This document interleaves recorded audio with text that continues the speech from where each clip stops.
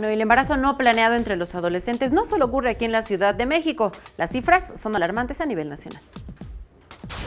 México ocupa el primer lugar de embarazos en adolescentes, ya que 1 de cada 5 embarazos se da en jóvenes que no alcanzan la mayoría de edad, de acuerdo con la Organización para la Cooperación y el Desarrollo Económicos. Estaba leyendo la encuesta nacional de la juventud y decía justamente que el 49% de los adolescentes no tienen como un método anticonceptivo fijo.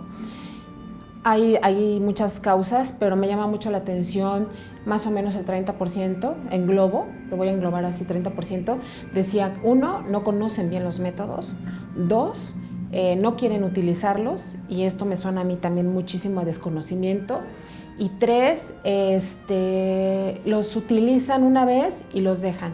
De acuerdo con datos del INEGI, los embarazos que se daban anualmente en 1997 eran del 16.3% en menores de 20 años. Se pensaría que a través del tiempo esta cifra disminuiría. Sin embargo, para 2017 fue de 18%, situación que es alarmante, por lo que se deben tomar medidas y acciones a nivel nacional, indica la especialista.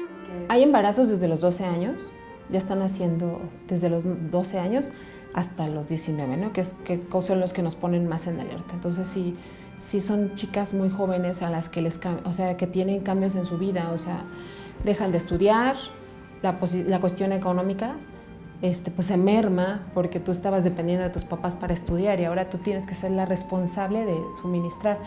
Asimismo, resalta que una correcta planificación ayudaría a resolver los 54 millones de embarazos no deseados, 7 millones de abortos naturales y 79,000 muertes relacionadas con esta condición a nivel mundial. Mariana Sánchez, 21 Noticias.